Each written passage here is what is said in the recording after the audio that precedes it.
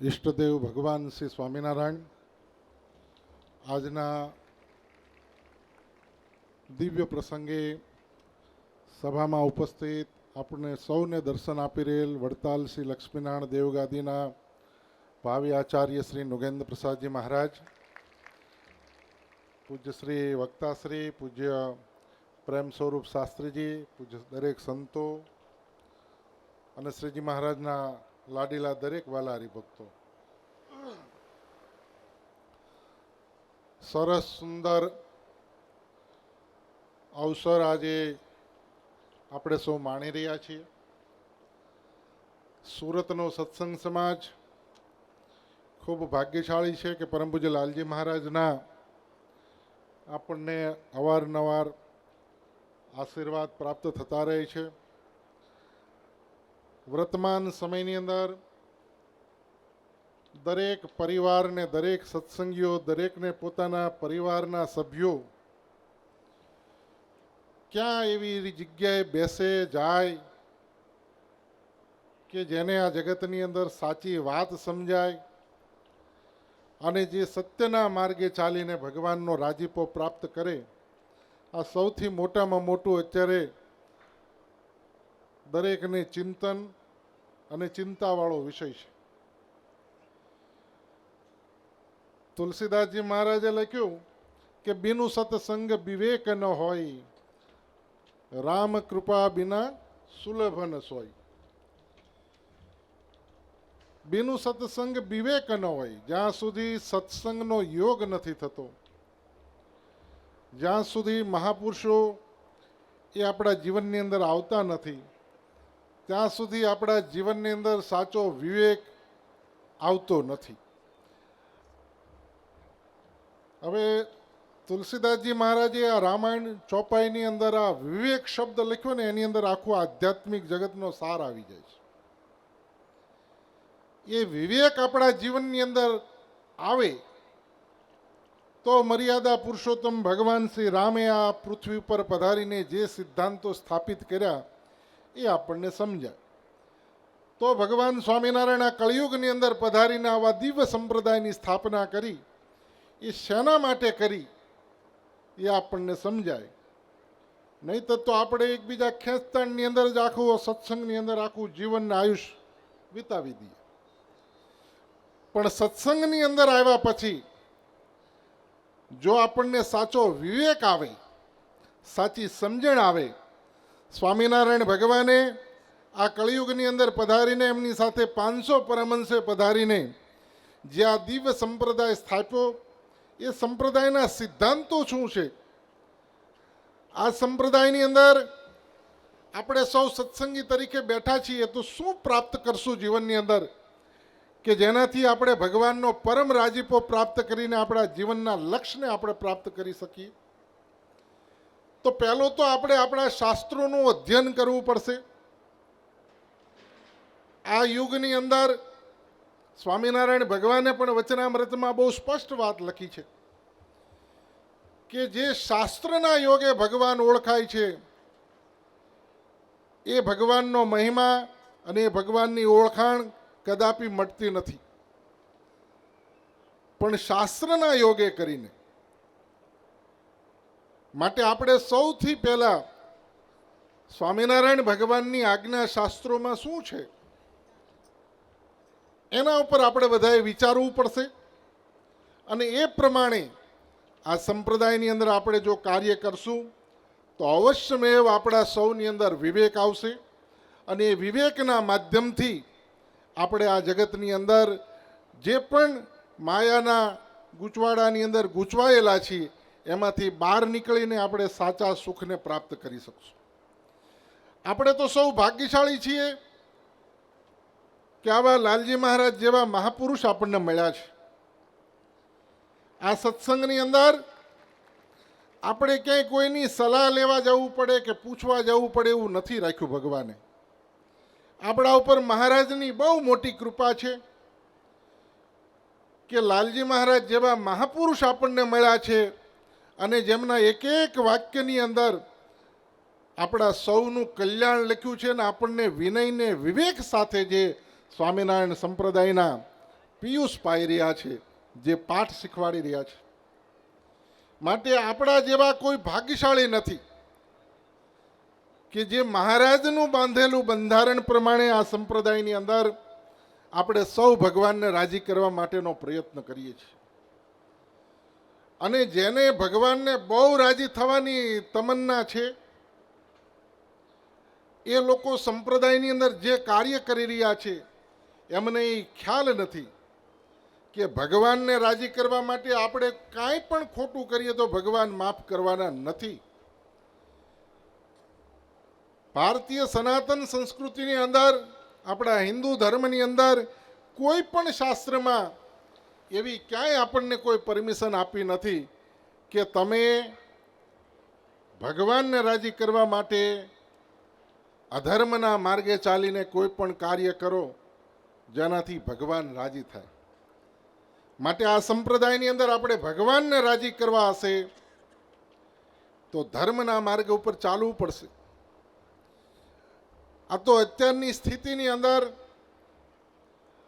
100% ઊંટના 18 વાંકા અને પછી બીજાને બધાની વાત કરવાની. હમણાં જ અહીંયા એસવીજી ટ્રસ્ટની વાત થતી હતી. હું આજે ખુલ્લું સુરતની અંદર કહેવા માંગુ છું કે જે ભગવાન સ્વામિનારાયણે આ સંપ્રદાયની અંદર પરંપરા બનાવી, એ પરંપરાઓની અંદર તમે કોર્ટોની અંદર જઈને સ્કીમો લાવ્યા, પછી જે વહીવટી એકમો શરૂ થયા.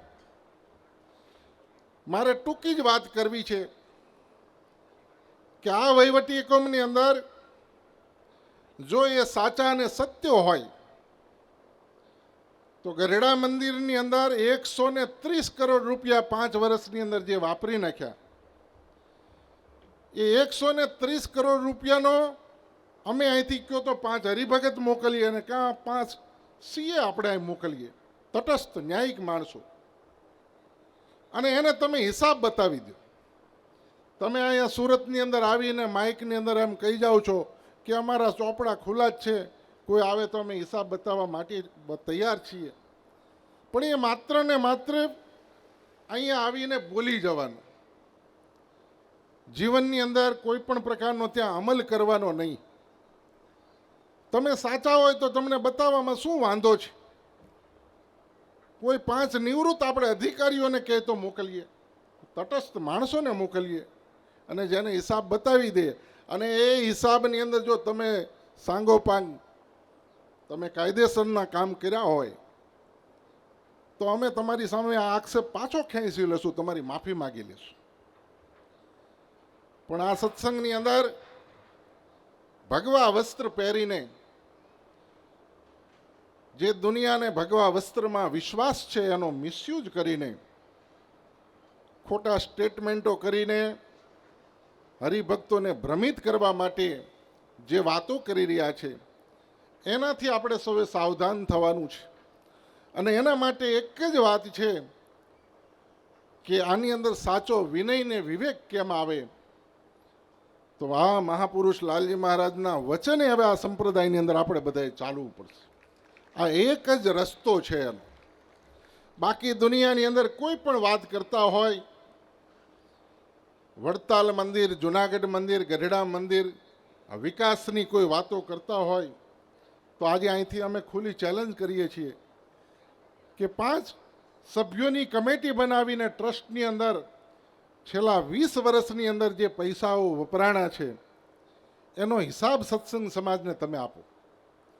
તમે જે કરોડો રૂપિયા સંસ્થાઓની અંદર નુકસાન કર્યું છે, કરોડો રૂપિયાની પ્રોપર્ટીઓ વેચાણી છે, આ સંપ્રદાયની અંદર હરિભક્તો છે એ સંતોના વિશ્વાસે ચાલનારા છે. એમના હૃદયની અંદર એક જ વાત છે કે ભાઈ સંતો થોડું ખોટું બોલે, પણ હકીકત રાગ દ્વેષને ઈર્ષાની અંદર આ ટ્રસ્ટોની અંદર, જે વહીવટોની અંદર હજારો કરોડો રૂપિયાનું જે ખોટું કરવામાં આવ્યું છે એના તમે જો સાચા સાધુ હોય, સહજાનંદી સિંહ હોય તો તમે ખુલ્લેઆમ શું કરવા વહીવટ બતાવતા નથી?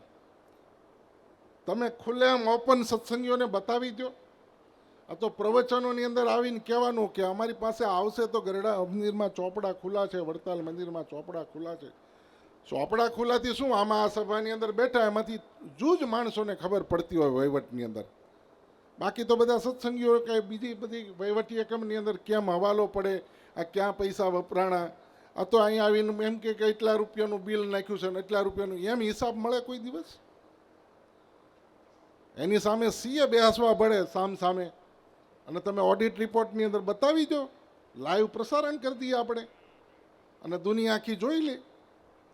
જો તમારી તૈયારી હોય અને તમે વહીવટની અંદર સાચા હોય તો પાંચ બે તમારા પક્ષના લોકો બેસે, 5 અમારા પક્ષના સીએ બે, ચોપડા મૂકવામાં આવે, એ પ્રમાણે પૈસા ખર્ચાણા છે ટ્રસ્ટની અંદર નહીં જોવામાં આવે.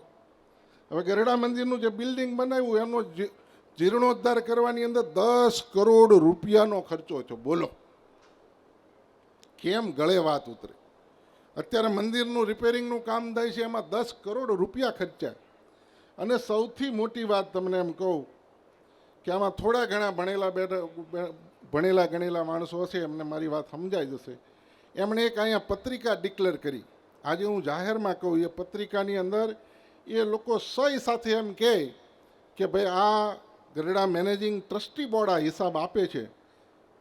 એટલી મારી વિનંતી છે કે એમણે અહીંયા સુરતની અંદર આવીને જે પત્રિકા ડિક્લેર કરી હિસાબની, એ પત્રિકામાં એ સહી કરીને એમ કહી દે બધા ટ્રસ્ટીઓ કે આ અમે ટ્રસ્ટનો ઓથોરાઇઝ હિસાબ રજૂ કરીએ છીએ. બસ અમારે બીજું કાંઈ જતું નથી. અઠવાડિયામાં સાબરમતીમાં બિહારી દઈએ. બીજાના નામે સહી કરીને તમે પત્રિકાઓ ડિક્લેર કરો છો. તમે સાચા હોય, તમે સાચો વહીવટ કર્યો હોય તો સાચી પત્રિકાઓ ડિક્લેર કરો, સાચી સહી સાથે વાત કરો. માટે કરોડો રૂપિયાનો ભ્રષ્ટાચાર કરીને હવે પરમ પૂજ્ય લાલજી મહારાજ આ સત્સંગની અંદર જે વિકાસના કામો કરી રહ્યા છે, આ સત્સંગીઓનું જે ઘડતર કરી રહ્યા છે, એક સત્સંગીઓના પરિવારની જે ચિંતા છે કે અમારો બાળક જાય ક્યાં, આ સત્સંગની અંદર બેસે ક્યાં, એના માટે જે પરમ પૂજ્ય લાલજી મહારાજ સમગ્ર સંપ્રદાયની અંદર સત્સંગની એકતા માટે કાર્ય કરી રહ્યા છે, ત્યાં તમને બધું દેખાય છે. માટે આ સત્સંગની અંદર તમામ હરિભક્તોએ જાગૃત થવું પડશે. કોઈ પણ બંધારણ બાંધવામાં આવે છે એ પ્રોટેક્શન માટે બાંધવામાં આવે છે. ગોપીનાથજી દેવ મંદિર ટ્રસ્ટ હોય કે વડતાલ મંદિર ટ્રસ્ટ હોય, એ દેવોની મિલકતની જાળવણી માટે ટ્રસ્ટો બનાવવામાં આવ્યા છે. જ્યારે એ જ ટ્રસ્ટો એ મિલકતની એ રૂપિયાની અને એ મંદિરોની અંદર ભ્રષ્ટાચાર કરતા હોય ત્યારે એ બંધારણ સમાપ્ત થઈ ગયું છે. અને એના માટે નવું વિચારવું એ સ્વામિનારાયણ ભગવાનની આજ્ઞા છે દેશ વિભાગના લેખની અંદર કે અમે આમને તમારા ગુરુ સ્થાને બેસાડીએ છીએ, એમની આજ્ઞામાં તમારે બધાએ રહેવાનું છે. એ જે આજ્ઞા કરે એ સ્વામિનારાયણ સંપ્રદાયનું બંધારણ ગણાય. સ્વામિનારાયણ ભગવાનના વચને અમારા ખીચાની વાત નથી કરતો. માટે સ્વામિનારાયણ સંપ્રદાયનું બંધારણ તૂટે, આ દેશની અંદર જ્યારે પણ કોઈ પણ બાબતના બંધારણો તૂટ્યા છે ત્યારે મહાપુરુષોએ આવીને એ બંધારણોને મજબૂત કર્યા છે. એમ સ્વામિનારાયણ સંપ્રદાયનું જે બંધારણ તૂટ્યું છે એને મજબૂત કરવા માટે પરમ પૂજ્ય લાલજી મહારાજ આ પૃથ્વી ઉપર પધાર્યા છે.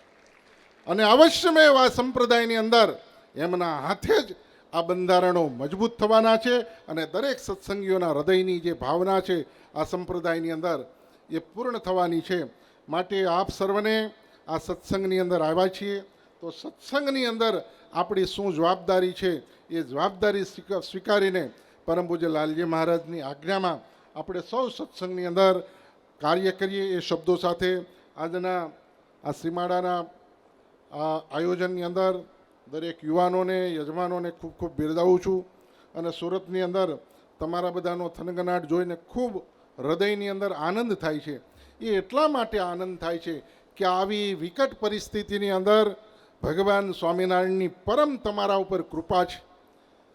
તમે જે હૃદયની અંદર ભાવથી, શ્રદ્ધાથી આ સ્વામિનારાયણ ભગવાનના સિદ્ધાંતોને સ્વીકારીને જે ચાલી રહ્યા છો એ જ બતાડે છે કે ભગવાનની પરમ કૃપા હોય, બાકી નહીતર સોફા નાખી દે તો જગ્યા ખાલી રહેશે. માટે આ ભગવાનની પરમ કૃપા અને ધર્મકુળનો પરમ રાજીપો છે. તમને સૌને ખૂબ ખૂબ બિરદાવી મારા વક્તવ્યને સમાપ્ત કરું છું. અસ્તુ. જય સ્વામી.